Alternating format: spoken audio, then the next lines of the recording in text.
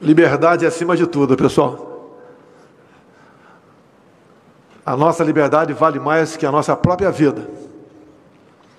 Estive aqui, nesse local, com o prefeito de Chapecó, o nosso João Rodrigues, em 2016.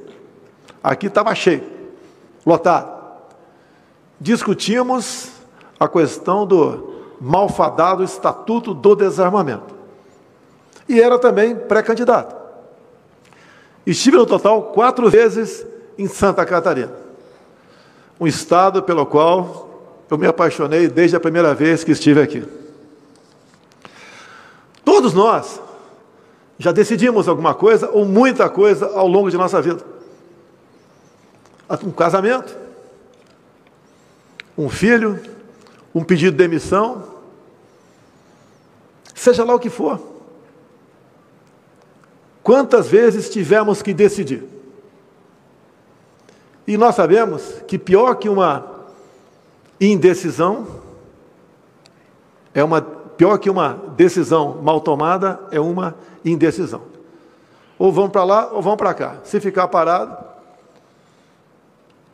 o pior pode acontecer. E tem uma passagem bíblica de Provérbios 24:10.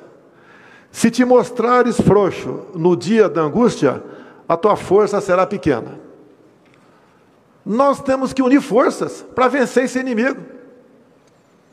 Não podemos ficar em casa ad eterno, esperando que a solução caia do céu. Lamentamos as mortes. É como num campo de batalha. Mas se nada fizermos, seremos derrotados. Desde o início da pandemia, quando lá atrás nós fomos buscar nossos irmãos em Wuhan, na China, e o trouxemos. Foram para Anápolis, foram sim submetidos a uma quarentena, se fazia necessário, para aqueles que estavam numa área contaminada naquele momento. Depois, sem problemas, eles voltaram para os seus lares, para os seus afazeres. Mas a preocupação estava dentro do governo federal. Começamos em março a tomar as decisões para enfrentar o vírus, que qualquer um sabia, em especial os médicos. Se algo acontece num país e 2, 3, 4 meses depois você fica sabendo, é sinal que aquilo, praticamente, hoje em dia, se espalhou pelo mundo todo. Tivemos um primeiro ministro da Saúde, a gente não esperava enfrentar esse problema. E o protocolo dele era, fique em casa. Quando sentir falta de ar, vá para o hospital. Onde eu questionei, doutor Queiroga, olha, vai para casa, falta de ar, vai para o hospital para fazer o quê? Para ser entubado? Por que não pode ter um tratamento imediato? Olha a questão do off-label, fora da bula, é um direito, é um dever do médico. Ele tem que buscar uma alternativa. Ou até mesmo, se um paciente está com uma certa doença e não tem aquele remédio específico, comprovado cientificamente, ele tem que buscar outra alternativa. Como na Guerra do Pacífico. O soldado chegava ferido e não tinha sangue para transfusão. Começou-se ali injetar água de coco na veia do ferido e deu certo. É uma realidade ou não é? Começou-se uma grande preocupação. O que fazer então para combater o coronavírus? Chamei o ministro da época. No protocolo dizia que tinha que ministrar, que poderia ministrar tal medicamento somente em estado grave. Eu falei para ele, não sou médico, mas se estado grave, segundo o teu protocolo, pode dar certo, por que não começa, desculpe a redundância, no início? Houve um problema entre nós. Eu não sei como salvar vidas. Eu não sou médico, não sou enfermeiro. Mas eu não posso tolher a liberdade do médico, ou até mesmo do enfermeiro. Ele tem que buscar uma alternativa para isso. Será que o sentir falta de ar era para comprar respiradores a qualquer preço, naquela época? Daí apareceu a questão do achatamento da curva. Devemos achatar a curva, com medidas de isolamento, para que os hospitais se preparem com leitos de UTI e com respiradores. Nós, governo federal, fizemos a nossa parte, mas era uma doença desconhecida por parte de governadores e prefeitos também. Nós fizemos a nossa parte. Apareceram as medidas restritivas, que eu nunca fui favorável a elas, a não ser numa emergência, a não ser naquele momento, para você melhor preparar as suas unidades de saúde. Lamentavelmente, isso continua valendo. Quem abre mão de 1 milímetro da sua liberdade em troca de segurança, está condenado no futuro não ter segurança e não ter liberdade.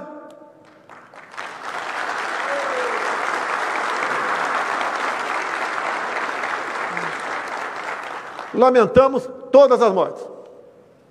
Eu fui acometido de Covid. Procurei não me apavorar. Tomei um medicamento, todo mundo sabe qual foi. No dia seguinte estava bom. Muitos fizeram isso. Agora, não podemos admitir impor limite a médico. Se o médico não quer receitar aquele medicamento, que não receite. Se outro cidadão qualquer acha que aquele medicamento não está errado, não está certo, que não tem comprovação científica, que não use, é a liberdade dele. O off-label, fora da bula, é o médico com o paciente. Hoje tem aparecido medicamentos ainda não comprovados, que estão sendo testados. E o médico tem essa liberdade, tem que ter. É um crime querer tolher a liberdade de um profissional de saúde. Desde o começo, nós falamos em Brasília, temos 2 problemas pela frente: o vírus e o desemprego. E as medidas, ora anunciadas, depois que o Supremo Tribunal Federal decidiu que cada estado, cada município possa tomar as medidas restritivas que assim bem entender, que essas medidas não podem ter um efeito colateral mais danoso que o próprio vírus. Eu acho que eu sou o único líder mundial que apanha isoladamente.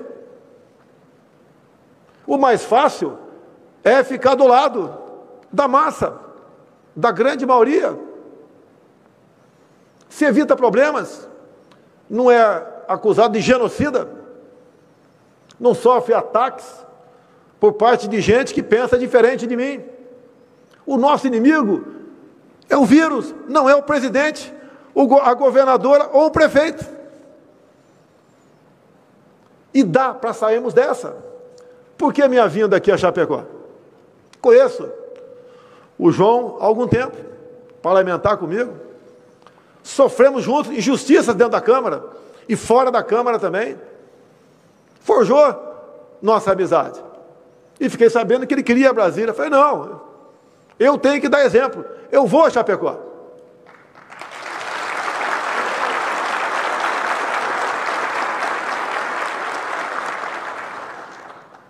A imprensa sabe disso, vocês estavam fadados a ficar lá fora. Falei para o João, aqui quem manda é você. Por mim, a imprensa entra. Ele falou, se por você entra, por mim também entra. E está aqui a nossa imprensa. A nossa briga não é com a imprensa brasileira. O que nós queremos é cada vez mais essa imprensa divulgue a verdade dos fatos. Não é tolhendo, censurando, seja lá o que for, que nós vamos achar uma solução para esse grave problema que nós temos. Eu prometo não falar em proxalutamida, porque se eu falar, já vai ser criminalizado a partir de agora.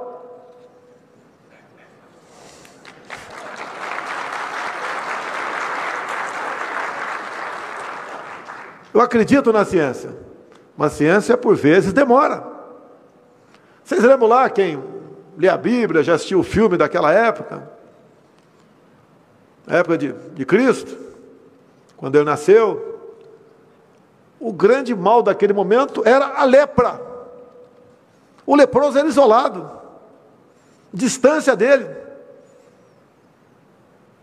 Hoje em dia, temos lepra também, continua. Mas o mundo não acabou naquele momento. Depois, para comer etapas, tivemos a questão da AIDS, no início dos anos 80. Isso mesmo, doutor Queiroga? Eu lembro que eu estava abaixado no hospital com os 4 membros, né, fraturados. E convivi com alguns que chegavam para baixar no Hospital Central do Exército. Naquela época, o que foi usado para combater o HIV? O AZT.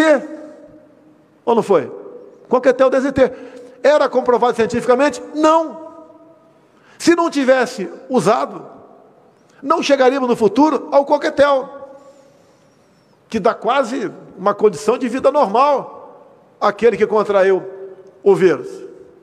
Agora, por que não se combateu também? Porque era o HIV mais voltado para uma classe específica, que tinham comportamentos sexuais diferenciados, e também se contraía via injeção, via compartilhamento de agulhas. E ninguém foi contra. Isso foi ou não algo off-label, algo fora da bula? E chegou-se a bom termo no futuro. Até hoje ainda não temos uma vacina para isso. A mesma coisa agora, a questão do Covid-19. Por que essa campanha mundial contra métodos, contra médicos e contra quem fala no tratamento imediato? Por que isso? O que está acontecendo com o mundo? Olha o Brasil. Eu visito comunidades. Antigamente, o nome era outro, era favela. Sempre andei no meio do povo. As 2 últimas que fui em Brasília, favela, comunidade Chaparral. Minha senhora, dá para abrir a sua geladeira? Não tem mais nada lá dentro. Uma outra, manicure, ganho, 0. Ganhava 3 mil por mês, passou para 0. A mesma coisa na comunidade Tapuã, sábado passado. Estão empobrecendo o povo brasileiro. Qual é o nosso futuro? Sem emprego, sem economia. Por que determinados países da África ninguém fala em vacinar? Porque não tem dinheiro. Não tem vacina hoje em dia para todo mundo. Na África não existe nada. Existe ivermectina para combater a cegueira dos rios, combater outras coisas, junto com a hidroxicloroquina, para combater a malária. E procure saber o que acontece com aquele povo tocante à Covid. Não vou entrar em detalhes aqui. Daqui a pouco vão me chamar de negacionista ou terraplanista. Não tem mais do que me acusar depois daquelas quantidade de acusações que sofri durante a pré-campanha e a campanha de 2018. Mas nós temos que buscar alternativas. O próprio ministro disse, liberdade para o médico. Vamos buscar alternativas. Não vamos aceitar a política do fique em casa, feche tudo, lockdown. O vírus não vai embora. Esse vírus, como outros, vieram para ficar. E vão ficar a vida toda. É praticamente impossível erradicá-lo. E até lá, vamos fazer o quê?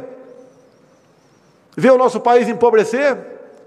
Ou ver pessoas, como existe milhões por aí, completamente esquecidas, abandonadas, sem nada para comer? Nós temos por volta, tínhamos, 38 milhões de informais, que viviam fazendo o quê? De bico. Vendendo algo em praça pública, num cruzamento, na praia, no estádio, nas arquibancadas. Estão fazendo o que hoje em dia? Nada. Vivendo de favores do Estado. Eu não fico feliz em conceder auxílios. Gostaria que não fosse necessário isso. Mas é para evitar o mal maior. Eu tenho dito publicamente. Eu temo por problemas sociais gravíssimos no Brasil. Converso com as nossas Forças Armadas. Se eclodir isso pelo Brasil, o que nós vamos fazer? Temos efetivo para conter a quantidade de problemas que podemos ter pela frente? E outra, é uma explosão por maldade ou por necessidade? O que nós devemos fazer para evitar isso daí? Como nos preparar? Não é hora de ver biografia. Estou me lixando para 22. Vai ter uma pancada de candidato aí. Seria muito mais fácil a gente ficar quieto, se acomodar, não tocar nesse assunto, ou atender, como alguns querem, que da minha parte, que eu posso fazer, um lockdown nacional. Não vai ter lockdown nacional.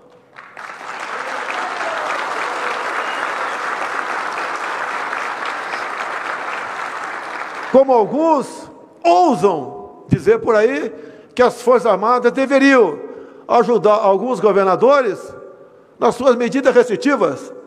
O nosso exército brasileiro não vai à rua para manter o povo dentro de casa.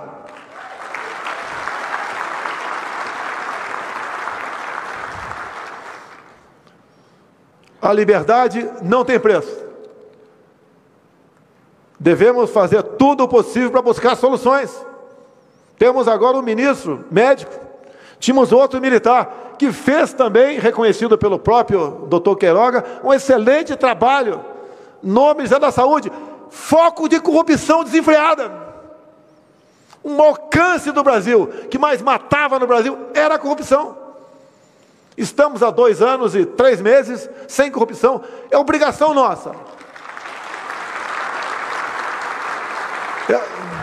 É obrigação da nossa parte. Mas não era assim. Conseguimos formar um ministério técnico. Compare os nossos ministros com os anteriores. Com todos os problemas que o Brasil vem atravessando, nós conseguimos fazer muita coisa. Com menos dinheiro, com orçamento achatado, com um teto para gastos. Se aparecer um problema de corrupção, a gente vai tomar providência. E pode acontecer. Cada ministério é uma enormidade de afazeres que tem pela frente. O Ministério do Desenvolvimento Regional tem mais de 20 mil obras pelo Brasil.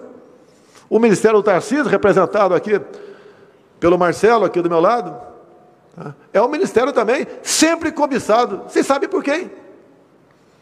Para melhor atender às necessidades do povo brasileiro ou às necessidades de alguns grupos? De alguns grupos. Isso pesa para mim. Não me faltam problemas. Eu não tirei dinheiro da imprensa por maldade. Eram quase 3 bilhões por ano de estatais e de orçamento nosso. E o dinheiro eu achava que tem que ser usado para outra coisa. Se as estatais davam prejuízo de dezenas de bilhões de reais, hoje dão lucro de dezenas de bilhões de reais. Onde iam essa diferença no passado? Para onde ia? Não é fácil mudar isso aí. O que ataca com a gente? Eu sou o Nero, o incêndio, que tocou fogo na Amazônia, no Pantanal Sul-Mato-Grossense. É acusação o tempo todo. Não tem problema. Sabia que não ia ser fácil. Pegamos o extra da pandemia, que é lamentável porque vem mortes atrás disso. Mas continuamos fazendo o que é possível. Não temos medo de decidir. Até mesmo quando ter que trocar algum ministro.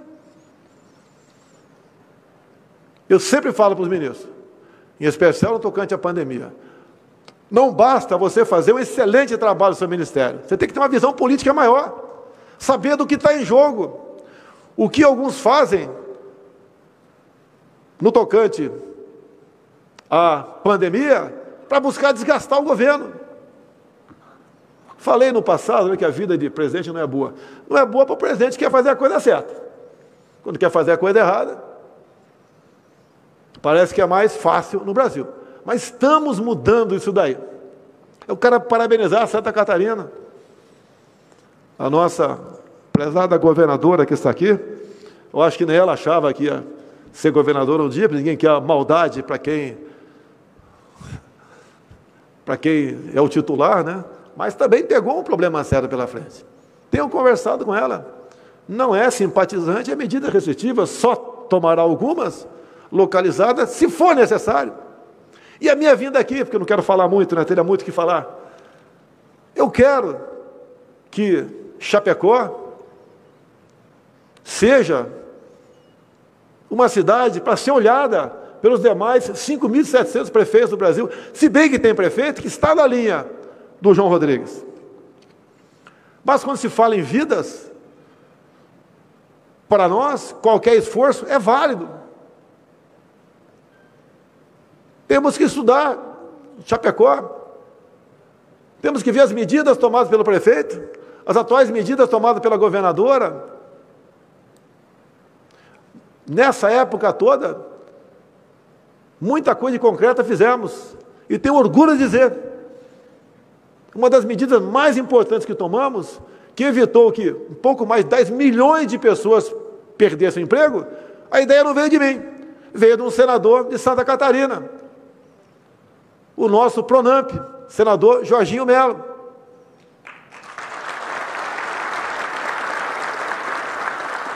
Que sempre teve boas ideias para nos trazer. Assim como agradeço a bancada aqui, de deputados federais de Santa Catarina. Há pouco estivemos discutindo recursos, e foram alocados recursos no orçamento, para as BR de vocês aqui, que têm problemas de décadas. Como fui lembrado aqui pelo nosso ministro das Relações Exteriores, o França, que ontem, na conversa com o Putin, onde tratamos de vários assuntos, um dos tratados foi que eu pedi para ele o credenciamento de frigoríficos, para que nós possamos exportar para a Rússia, como no passado.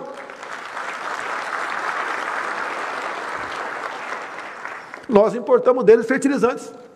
Não é uma condição para importarmos mais fertilizantes. Se nós produzimos mais, exportamos mais, também vamos importar mais fertilizantes. E assim nós vamos fazendo a nossa política.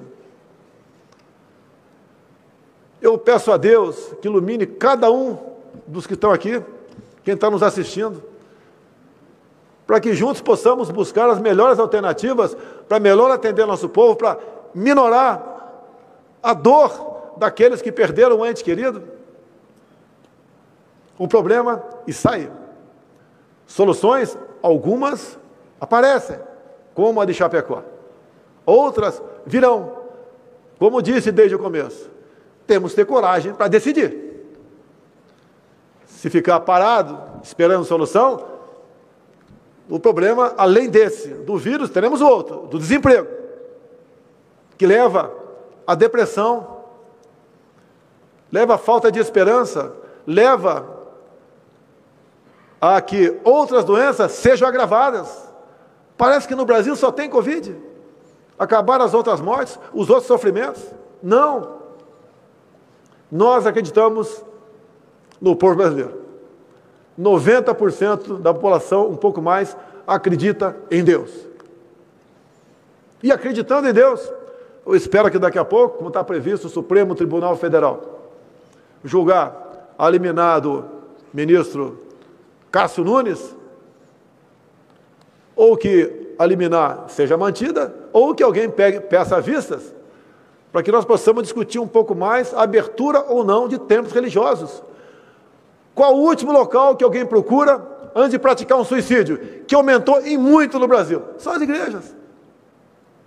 Quem não é cristão, que não vá, mas não queira tirar o direito, a liberdade de quem quer procurar um pastor ou um padre.